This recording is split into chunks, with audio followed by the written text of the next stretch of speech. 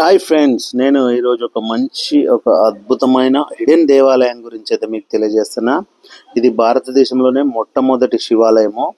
ఇక్కడ శ్రీ ఆనందవల్లి సమేత శ్రీ పరశురామస్వామి దేవస్థానం ఉంటుంది. ఇది వచ్చేసి తిరుపతికి 16 కిలోమీటర్ల అవతల ఉన్న గుడిమల్లం గ్రామం. ఇది ఏర్పేడు మండలం, తిరుపతి జిల్లాలో ఉంటుంది. చాలా అద్భుతమైన టెంపుల్. ఇప్పుడిప్పుడే అందరికీ తెలుస్తుంది. హిడెన్ టెంపుల్గా చెప్పొచ్చు. ఎందుకంటే చిన్న రోజులు ఎవరికి తెలియదు, అంటే కొందరికి తెలిసొచ్చు, బట్ నాకు తెలిసింది కాబట్టి మేము తిరుపతికి వెళ్ళాము. తిరుపతి నుంచి మా ఫ్రెండ్స్తో కలిసి వెళ్ళాము. అక్కడి నుంచి టెంపుల్ గురించి తెలుసుకొని ఆటోలో వెళ్ళడం జరిగింది. తిరుపతి నుంచి బస్సులు కూడా ఉన్నాయి, కాకపోతే గంటకు వన్ అవర్కు ఒకసారి బస్సు ఉంటుంది. ఆ బస్సులు వెళ్ళాలి.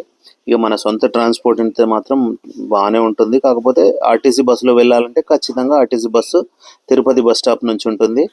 ఇది వచ్చేసి ఈ పరశురామేశ్వర స్వామి దేవాలయం వచ్చేసి 16 కిలోమీటర్ల అవతల ఉంటుంది తిరుపతికి, వేర్పేడు మండలం ఇది. అయితే ఇక్కడ నుంచి వెళ్ళిన తర్వాత మేమైతే ఆటోలో వెళ్ళాము. ఆటోలో వెళ్ళిన తర్వాత చాలా అద్భుతమైన అనిపించింది. చాలా పాజిటివ్ ఎనర్జీ అనిపించింది. నాకైతే ఆడ ఉన్నంతసేపు చాలా మంచిగా అనిపించింది, చాలా ప్లెజెంట్గా అనిపించింది. 2600 సంవత్సరాల క్రితం అతి ప్రాచీన ఈ దేవాలయం ఇది. ఏకశిలపై త్రిమూర్తులు అంటే బ్రహ్మ యక్ష రూపంలో, విష్ణువు పరశురామ అవతారం, అలాగే శివుడు పురుషలింగాకారంలో ఉంటారు. ఇది దీని ప్రత్యేకత. స్వర్ణముఖి నది తీరంన ఈ ఆలయం ఉంటుంది. అయితే గర్భాలయం నిర్మాణం శివలింగాకృతిలోను, గోపురం మాత్రం గజపుష్ట ఆకారంలో ఉండడం ఇక్కడ విశేషం.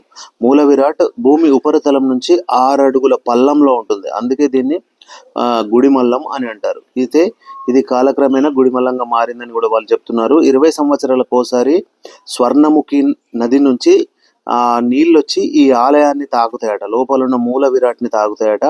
2005 డిసెంబర్ 4న ఈ విధంగా నది జలాలు వచ్చి స్వామిని దాకినాయట. మళ్ళీ 60 సంవత్సరాల ఈ ఆలయ ప్రత్యేకత ఏంటంటే ఏకశిలపై త్రిమూర్తులు ఉంటారు.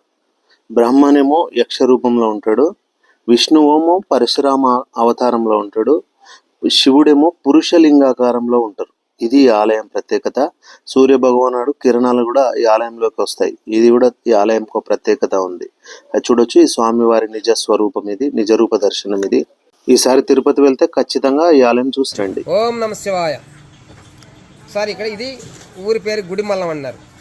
గుడిమల్లం అంటే యాక్చువల్ ఏమంటే గుడి పల్లం.